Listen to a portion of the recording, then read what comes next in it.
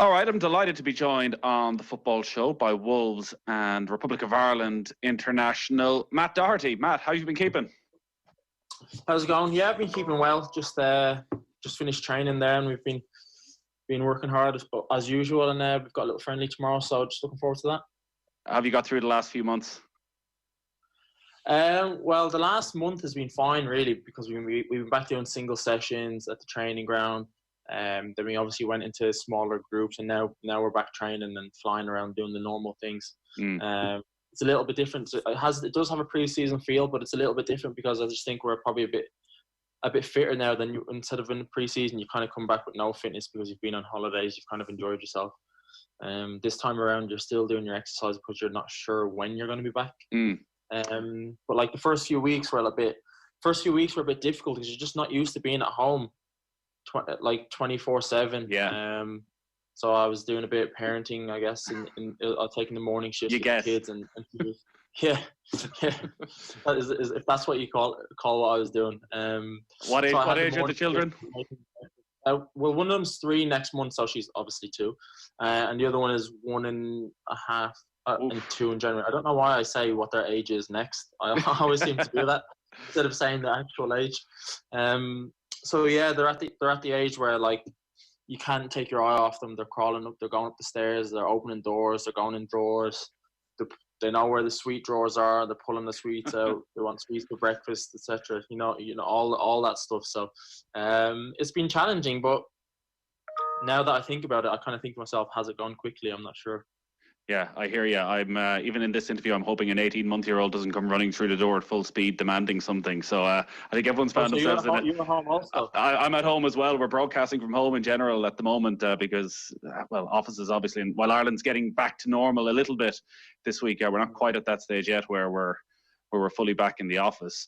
Like, from your position then, like what you're talking about there, going home and spending a lot of quality time all of a sudden with your 2 young daughters, like your life as a Premier League footballer, I guess your home life has to have revolved around you for the last few years, not even in a selfish way. When you're a professional footballer, your club expects. So was it a bit of a shock to the system to suddenly be at home 24/7?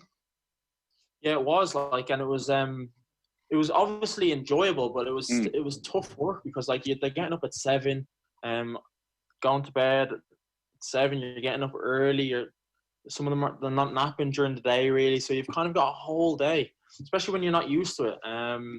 You have to show patience, which I can struggle with sometimes. So look, it's been a big learning curve for me, considering we travel quite often, because when we play at home games, we're in hotels the night before also. So especially with Europa League, we're in hotels twice a week almost. We're constantly traveling. So look, I've actually probably learned a lot, and obviously I respected my partner, but I guess you find a new respect for realizing what they go through every day. So look, I was quite glad to get back on the pitch, put it that way. Yeah, and look, it is a positive thing that you get to spend so much time at home, but it's not even in a normal situation that you're spending time at home, because like there's such stress, there's such worry, it's such an abnormal time, and footballers aren't immune, even though at times it feels as though footballers are meant to be immune to having these sort of feelings and having these sort of worries and stresses, and even financial stretches as well, when nobody knows what the financial state of football clubs is going to be like. How did you find actually dealing with the pandemic and the thoughts of what could happen, what might happen, and what's going on all around you? Well, I always felt that I always felt we would finish the season. Like at no point did I really think, I guess because I'm one of those that has the Mail Online app, don't I? So I'm on the Mail Online app, and you're looking at it and you're thinking, oh, they say the season's going to finish. They're going to cancel it off next week, and you're reading it, and you just, at no point did I really think it was going to finish, just purely because I don't know. I just guess financially it would just cost too much and be too expensive for the clubs to not finish. And obviously you have to put everyone's health in that first, but you just, because you don't know what it is, you just assume maybe naively that everything is going to be okay, and you think, oh, everything's eventually, after it dies down, everything will be fine, we'll get back to normal. And actually, fortunately enough, that's what's kind of happened really, hasn't it? It's kind of, everything is kind of kind of died down. You see the German league getting back to get back up and running now. And obviously, I think we're next. I think what the Spanish league are kind of going off the same date as us. So it's been totally unusual and not really enjoyable because you just want to compete, especially the way where we were in the league and in the Europa League. We had so much to play for. It was looking like, and the playoffs for international also. It was looking like it was just going to be the most exciting finish of the season for us. So look, and obviously we're going to get to do that now. Obviously, it's going to be a bit different, but we can still achieve things. Yes, spending a good chunk of your day on the Mail Online, that can't be good for your health there, Matt. No, yeah, I know. The club psychologist can't be happy with that. I think everybody does it. I think everybody does it. I don't know, it's probably the most addictive app ever, isn't it? Have you found yourself in the celebrity pages of the Mail Online yet? That's almost the first one that I go to. I don't even go to the sport. I go straight to the gossip and showbiz. Come on. Yeah, that's what it is. I wanted to check. I always used to go on to check how many people were, in a weird way, they used to bring up how many people were dying and getting infected. So I was just checking just to see if it was coming down each time. Do you know what I mean? So every time it came down, you kind of think it's a step closer towards kind of lockdown easing and getting back to normal. Yeah, it was such a weird few weeks, and here we're not out of the woods yet, where everybody was just so obsessed with the news, as grim as it was. You wanted to know, and as bad as it was for your mental health, you just couldn't stop yourself or help yourself. No, you just had to watch. You're just trying to get any information. I guess you're watching, trying to kind of knowing they're not gonna say like, oh, things are eased or you can do this, but still hoping that for some reason they would say, oh yeah, okay, you're able to go out for a bit longer, you're able to do this, you're able to do that. It was, I guess, this was the hope that was killing people, wasn't it? That was the hope of maybe being able to do things differently. And how's everyone been back in Dublin? You've been like everyone else, just on Zoom calls to the family all the time? No, I wouldn't say all the time, but we had, obviously, I think every family's done the old family quiz, haven't they? Everybody's been through that stage, and I've had a few of them. So that was quite a while ago. I think once the golf course and that opened, I was kind of like, okay, we're done. I'm done with the quizzes, and I'm playing golf, and I'm with the kids now. So we haven't done one of those in a while. I wondered how long it would take for golf to come up. I was talking with Stephen Hunt a few weeks ago, and he was saying if you're talking to Matt, the one way to get Matt really talking is to ask him about golf. You're a bit of an obsessive, are you? Yeah, I am. Yeah, like ever since we've opened, I think I've missed like 2 or 3 days of it. I guess when you've got no games coming up, you train. So like in pre-season, you'd normally do double sessions, wouldn't you? So I guess now that we're only doing singles, I guess I use my golf as my double session type thing, and that's how I try and say I'm getting my extra bit of fitness, walking around with a big bag on my back. So me and Hunty, fitness work, yeah. Yeah, exactly. Well, I played the other day like twice in a day, and it recorded that we did like 21K or something. So that's quite good walking around. And but me and Hunty play quite a bit, and he's going off to Ireland now. He's off the back of 2 losses, so he needed time to kind of regroup and find himself again. So I'm sure he'll be back. I think he's back this week, so we'll get back out again, and I'll probably make it 3 on the spin. What are you playing off? 9 point. It was 6, but I shot like an 84 yesterday, so it's gone up to 9.7. So you're a tidy enough golfer. Is it playing, watching, everything? Is it something? Are you the next Gareth Bale, where they're questioning your commitment to football because of your obsessiveness with golf? No, I don't know. Maybe, but I just don't think I'm famous enough for people to follow me around like they follow him. But if they did, they might catch me on the course at a bad time. But no, I'm not. Like I'll always play. Like I always try and play like once a week maybe, but I'd never play really too close to a game. Just because the way we play, I need my legs to try and get up and down. So, look, I love obviously watching golf. I love watching the majors and stuff like that and big tournaments. But if Tiger's not playing, then I do lose a bit of interest in it. If he's playing, then I'm glued to the TV. I'll be watching updates on the social media, see what people are saying about his shots and stuff like that. So yeah, I am a bit of an obsessive when he's playing for sure. Yeah, we'll get you on our golf podcast at some stage and have a proper chat about Tiger and all that's going on there.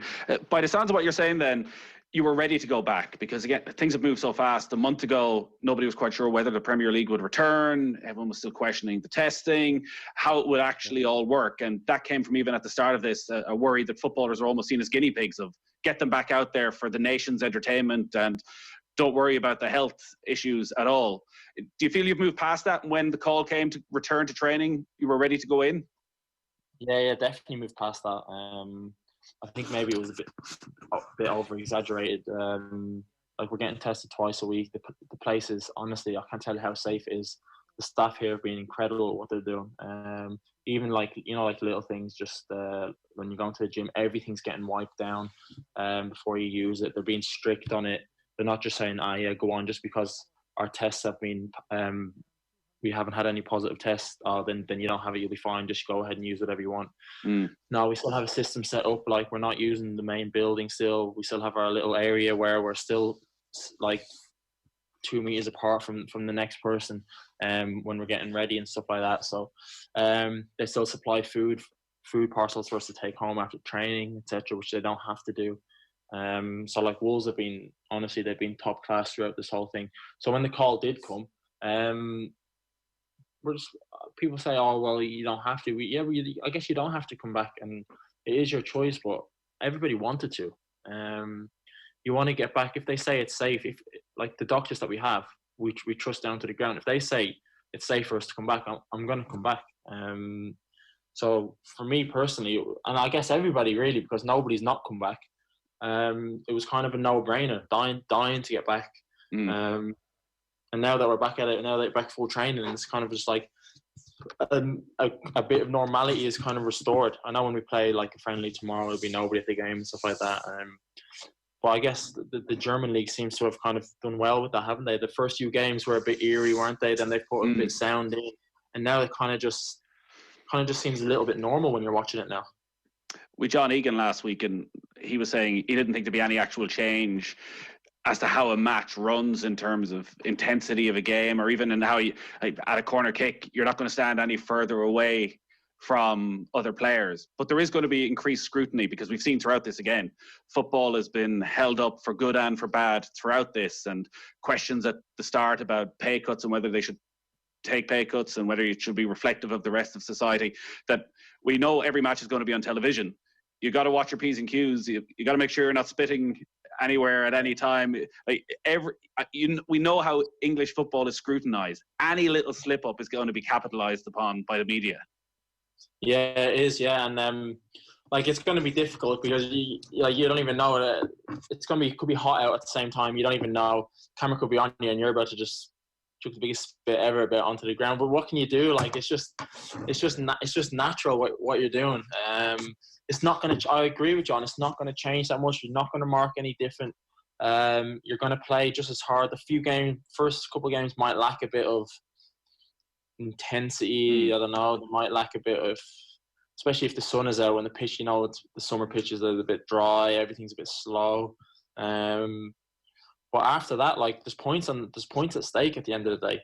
So it's not a friendly game. So there's just so much to play for. I think people will cop on and they'll realise, and then after a couple games, maybe not even a couple games, it'll be hard playing. People will be right at it. You touched on your fitness there and how you kept things ticking over. Different sports have looked at it in different ways. I know here in Dublin, say a lot of the rugby teams have treated it as the off season, and basically players have wound down completely as if it's the summer. Where are you now in terms of fitness? Pretty much a week away from the restart. Are you generally someone who finds peak fitness comes quite easily? Are you a good trainer, or have you had to do a lot of really tough work over the last couple of weeks? No, I like the way my body is. Really, I have to constantly be on it. Fitness doesn't come easily. No, could lose fitness quite quickly though, so it's not quite good. Not a good combination, is it? So I've had to work quite hard. Just doing running. Did most of my running with Hunty. We didn't lock down together, but we semi did. He obviously, when you get your hour exercise, he was there also. So I've had to do quite a lot of work and a lot of I just did a lot of long running, kind of just endurance. I guess it was just kind of just to keep weight off, not actually specifically short and sharp for football-based training, but just you're in the house for 7-8 weeks. You know how easy it is to just kind of snack here and there, and before you know it, you've not got out of control, but you've just kind of let yourself go a little bit. So I've had to work quite hard just to kind of stay in good shape, and I've come back pretty well now. So I feel pretty fit. Just probably missing that little bit of match sharpness. Those long runs that you go on, then, how beneficial are they in terms of the position you play with Wolves? Like when you look at your stats at the end of a game and how many kilometres you've run, like bombing up and down that right hand side, would they be pretty much top of the team? Is that the expectation for you in those roles, yourself and Johnny over on the left hand side, that you have to run more than everybody else? No, not necessarily. No, I don't think we wouldn't be top. I think we'd be top more in the high intense running. Right. We might have we'd have a lot more sprints at a lot higher pace than the others. The midfielders might still run a lot because as the wing back, sometimes when the ball's on the other pitch, you're kind of just not doing anything. You might be just stood there, or a midfielder, you're constantly on the run. But like when I do the long running, I guess we won't really see the benefits of it maybe until the 90th minute of a game, when if I'm getting in at the back post, or that's where if I'm doing that, that's where the actual training that's where I'll see the kind of benefits of it, not necessarily during the middle of a game when the legs are fine. Probably more towards it when everyone's tired. Can I still make that run? That might be a difference in the end where you kind of score or set something up. That's where the kind of training will be noticed if it's worked or not. And clearly, up to this, it has worked for you if you're talking about your fitness and having to really work on it, because like the amount of late goals you score and involved in. I think back last year we were up at St James's Park when you scored that late winner against Newcastle, the game against Manchester City this year when you pop up with a late winner. It does seem as though you are incredibly fit, that when other teams are fading, Wolves can keep going, and you in particular find gaps that may not have been there earlier in the match. Yeah, that's true. I like the stats definitely show that we're definitely a second half team. Even like Tottenham at home, just before we finished, where we come back. I think we've won 21 points from losing positions this season, and that's, I think, was way on top. So I don't know what it is. Maybe because we played a lot of games, it just takes us a bit of time to actually get going. But we've managed, because we're very good defensively, to stay in the game.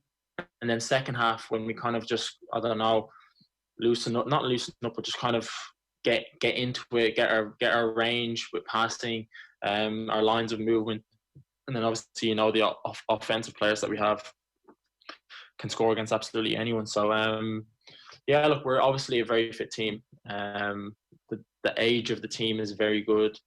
Don't know what the average age is, but I'd say it's probably mid 20s. There's a lot of young players. So look, everything right now is just kind of. I just can't complain about anything that we're doing right now. Everything is just going well. And look, I'm having the time of my life.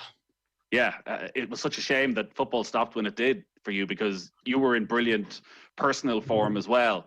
After a start of the season when at times you were in and out of the team for the Premier League games, and I know there was a lot of Europa League games at that stage, and did you have discussions with the manager at that stage as to whether it was just pure rotation because you had so many matches coming so thick and fast, or when Adama Traore was coming in and out before you started to play together, was there any stage where you were a bit concerned about your place in the team? Not really, no, because in the first week of pre-season I had a knee injury, and I didn't go away on pre-season. I was back at training ground. I wasn't really fit until we played Punic away in the cup, in the Europa. But that was before, just a Thursday, I think, before the first league game of the season. And my knee was sore still then. I remember when I scored, I fell over and my knee was sore then. We played Leicester on the Sunday and I started, and my knee was sore after like 10, 15 minutes. I could feel my knee. I know I still played 90, but I couldn't move even. I was probably moving at like 50% to what I really could. And are you telling the medical staff that, or are you almost trying to hide it because you don't want to go off? No, like they knew my knee was. They knew my knee was still bothering me. They knew it was sore, but it was like, I don't know. I was still able to get through. Do you know what I mean? But like, I guess defensively get through it, but not. I wasn't able to get past the halfway line really. So then we played. but I was still playing games, but I wasn't able to affect the game at all. I just couldn't move how I wanted to. And then we played Everton away, and I was I wasn't even able to get on. I wasn't even on the bench. I just couldn't get to it. Then I was still a bit off it. And then did we have was it an international break? Yeah, there was an international break then. Yeah. Did I? No, you didn't go. Did I miss that one? Yeah, so I had to miss that one just because I just needed to get my knee right, and it was it was really bothering me then. So, what game was after the international break? Was it? Did we play Villa at home? No. Anyway, it took a little bit of time anyway for me to, and then the Villa at home game where I played, that's probably where I started to kind of feel back to normal again. But it was like start of the season was quite tough because off the back of last season, you just come back. You want to come back in. Like I came back into preseason on that first week feeling really good. Like I was fit. Like I did work over the off season. Like I was ready to go to try and have a better season. And then obviously that set me back quite a bit. Like even in lockdown, I could still feel my knee a little bit. So. And I presume you've had all the scans and everything to try and figure out if there's some sort of greater issue. Fine. It's just one of them. It's just. I guess I don't know. It depends how you land sometimes. If you fall on it, I was having a lot of trouble when I was like falling to the ground. The way it was in a flexed motion, it was just really bothering me, and it wasn't nice. So I've not had that for a while. So I think it's in a good place right now. And it's ended up working out quite well, that early season rotation then, because yourself and Adama Traore have a brilliant partnership down that right-hand side, and he's added a whole new dynamic to Wolves as an attacking force. I don't know if you often come up against them in training, considering you're probably generally on the same side of the pitch, but like, how much potential does this guy have? How quick is he? Well, he doesn't even, you don't even see his pace because the pitch isn't big enough. Right. He's never in a position where he actually needs to really run at as fast as he's the quickest player on the planet. I have no doubt about that. Right. Yeah, for sure. I can't tell you this guy is incredibly fast, like sprinter fast. And obviously with the ball, he's obviously the end product has been excellent this season. He's scoring goals. He's getting on the end of things. He's making better decisions. His confidence is high, so he must have been a confidence player. When his confidence is high, he's capable of absolutely anything. And he's only 23, so he might even get quicker. But we played against him in the Championship. Is he 23? I think he's something like that. Yeah. We played against him in the Championship, Middlesbrough, and he had two of us. He had me and Ruben sent off. So both finished 9 men because of him. So he's scary to play against. He came over on the left wing, and I just thought, oh no. So I had to get the 2 yellows and get off there as soon as I could. Yeah, because we had Owen Merchant on, the Dublin footballer, last week, and I was asking him who was quicker between himself and Jack McCaffrey, and it sounds like this guy's at a completely different level to any of them. He's a different level. Like his technique when he's running, he's got sprinter's technique. Like I know he's done he does sprint training. So this guy is like nobody will touch him. And you talk about his end product, because one of the question marks when he was at Middlesbrough and even last season at Wolves was the end product. Like there was no doubting his pace, and when he got a run on somebody, the damage he could do. But like it's been an absolute revelation, his end product. The work that the coaches do with ye on technique and with Traore and with yourself as well, because I guess like you look at the type of performances you've put in over the last 18 months, 2 years. How much work have you done with coaches on your technique and improving that side of your game, both tactically and when you have the ball, and just control the basics over the last 4 or 5 years? How much time do you spend doing that sort of stuff? Well, every day, really. Every day that we're training. There's not really a day that goes past where you're not. See, the thing is, when we're playing little games and that and training, obviously you're in your shape all the time. You can't play any other position in the position that you're in. So you're playing small-sided games. You got to have the quick touches. Even in your warm-up, we're playing little small goals. You're playing where you have to do the 1-2s. You have to be quick. You're constantly. You have to be sharp. Look at the players that we have. You've got Pedence. You've got Neto, the wingers. You have to do everything quick. And it's like anything. If you're a bit slow at the start, or if you're not quite grasping it, the more and more you do it, the better you get. I think it's not about the working on the technique necessarily. I think it's just a confidence thing. If you're confident, you just do things off the cuff, one touch, around the corner, 1-2. If you're not confident, you start to take a touch. And at this level, like, you'll just get snapped up. They'll just be on top of you straight away. The thing with Adama and myself is that we're just both came into the season. Like, I obviously had confidence from last season, and he managed to get his confidence from pre-season this season, where he had very good pre-season. So, and the manager obviously instilled the belief in him that, listen, you're going to be part of the plans this year. And that obviously gave him a lot of confidence. So when you've got him being confident, I know I'm saying the word confident a lot right now, and me behind him, then like we've just gelled. Like, we'll speak with each other on the pitch. Everything just seems to work.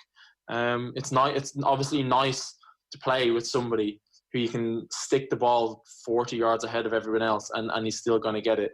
And then if you're struggling defensively, you know that he's going to fly past the fullback who's on the opposite team and win the ball back for you. So he takes a lot of heat off me. Yeah, wears everybody out as well, I guess, which maybe again is one of those factors in the last couple of minutes where Wolves come to the fore. He scares people before he's even playing them. So I just know people are thinking, like, they're dreading it when they see him roll up against them. I know, because that's how I'd be thinking. So I know that's what they're thinking. Yeah, he could end up humiliating them. I do find it fascinating hearing about the training sessions, because one thing you find talking to former players is how much stock they put in training, and whereas we put all the focus on the match, so often players can see if things are going well or not by the quality of the training. And you look at that Wolves squad now, like, I'd imagine your sessions are of such a high caliber, and as you say, the speed and pace and the technique that's required when Ruben Neves and João Moutinho are playing perfect balls to you every time, or 99% of the time, you've got to deal with it in the right way. Yeah, like you've got to deal with it and then do something with it.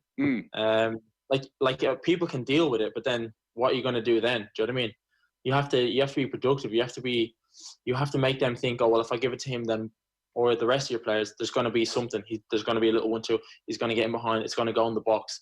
You need to gain the trust, I guess. Everybody really, you need to gain the trust of your other teammates, don't you? They need to think, when I spray this ball out to him, it's gonna be okay. This is what's gonna happen. We're gonna get something from it. You don't want to be passing it to somebody and then kind of putting your head down, thinking, oh no, what's gonna happen here? Oh look, they're gonna lose it again. I don't think that's the case for anybody in this team right now. The way we've been playing, the level of trust that we have, I guess, it's kind of been built up over the last 3 years, because we've been playing together for 3 years with the odd addition here and there. Yeah, that's that confidence thing again, that feeling like you belong, I guess. When, like, João Moutinho is one of these players, could have come to the Premier League any time in the last 10 years, could have gone to any top team in the Premier League, and finally he arrives, and he's in his early 30s, but he's still, like, technically as good a midfielder. In fact, I could probably look at Moutinho and Neves and think they would improve any midfield anywhere in the Premier League right now. Like, have there been periods where you look around and go, Jesus, do I belong here? Or, as you say, has it sort of developed over the last 2 or 3 years that you've got your own game and your own confidence to a level you think, you know what, this top 6 Premier League team pushing on in Europe, this is actually where I belong? Like, in a way, has it even surprised you that you do feel so comfortable at this level?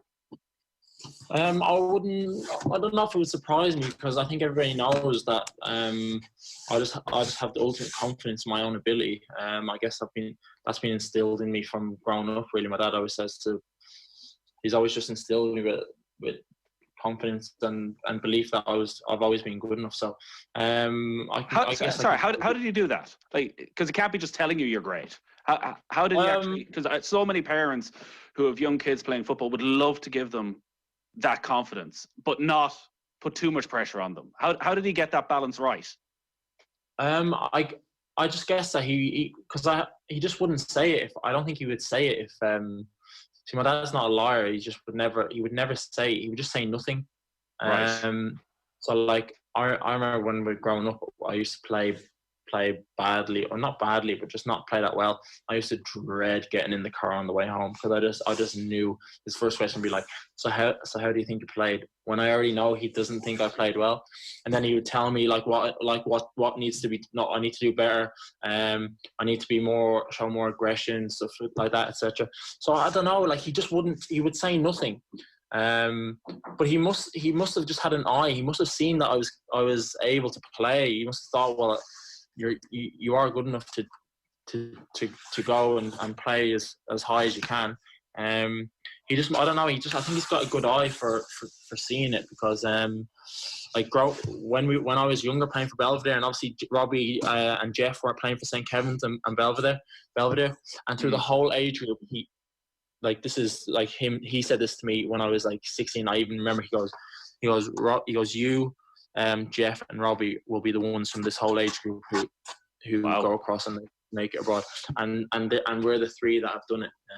People have obviously got across and they've played a little bit, but we were the three that he said would really have a go at it, and he's been proved right. Really, I know John Egan played, but he wasn't playing in our league. Just in our league at the time. Yeah, he wasn't in the DDSL at the time. Yeah, like your dad's obviously, I'm sure, so incredibly proud, and it must be a real thrill for you now with the level of success you've got to, that you can, I don't know how often he comes over, but he can come and watch you play and score against Manchester City, or you can get him to Anfield or Old Trafford if you want for these huge games. Like, do you take the time? Do you have those conversations as to how far you've come from those days when you were with Belvedere? Yeah, of course. We talk about whenever we do speak, we talk about football all the time. He always tells me to remember, stay humble. He always tells me to remember to never get too far ahead of myself. If he sees me do an interview where he doesn't like the tone of it, or where he thinks that I'm talking too much, or thinks that I'm getting a bit ahead of myself, then he'll tell me. He's my number one critic, really. So look, when he speaks about football and stuff like that, or just in life in general, I'll listen. I don't necessarily have to agree on everything that he says, but I'll definitely listen. The international side of things then, Stephen Kenny's come in, Mick McCarthy's gone. We don't really know where the lay of the land is in terms of fixtures. Potentially that Slovakia game may take place in October. Hopefully we'll get that game at some stage this year. Have you spoken to Stephen Kenny yet? Yeah, I spoke to him on a Zoom call a week or so after he was appointed, and we just had a nice chat, just kind of introducing each other. Talked about a little bit about football and what he was trying to do. So look, we got acquainted, and it just made me really excited for September, to be honest.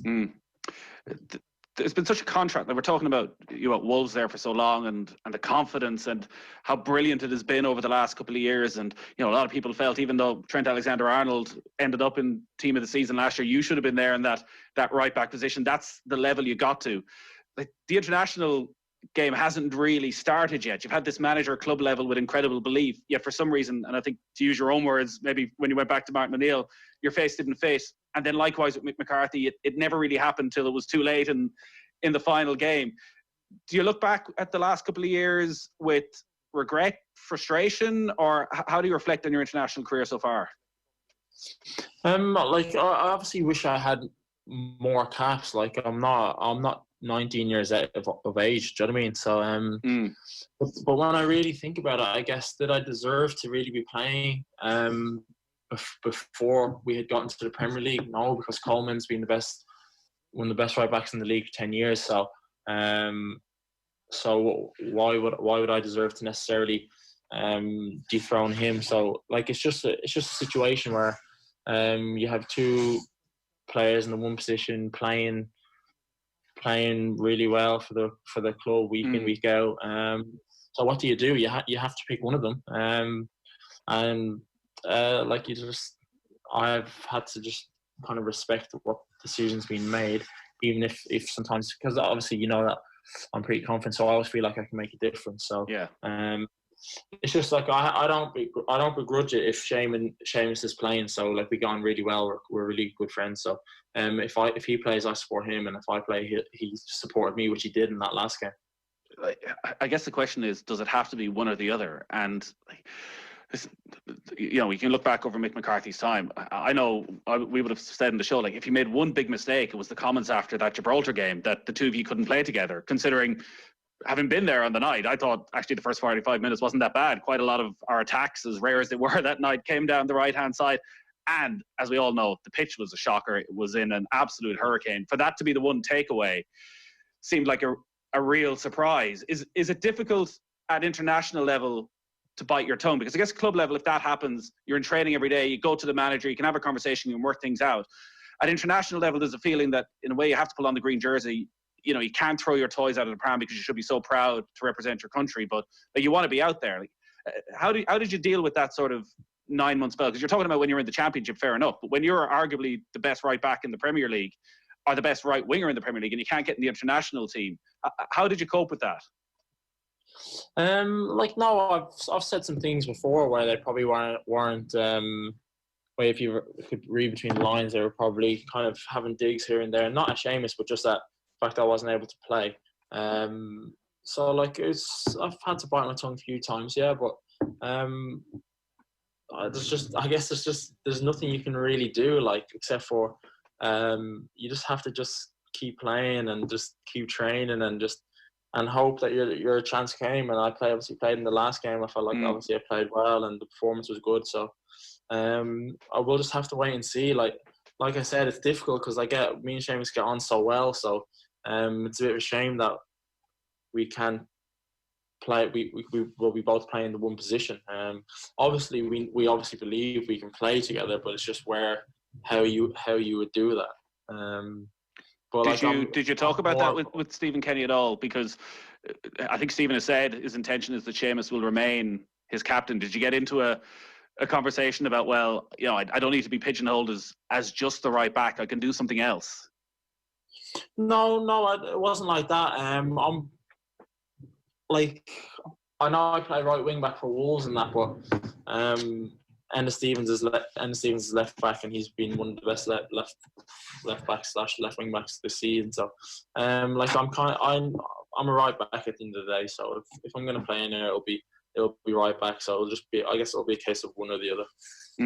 It does give us something to debate all the time, at the very least, as to whether it should be yourself or Coleman. I think you touched on it there a couple of times. The irony is that everything I've heard is that the two of you get on really, really well, and you probably have similar thoughts on football and how the game should be played, and would spend a lot of time together.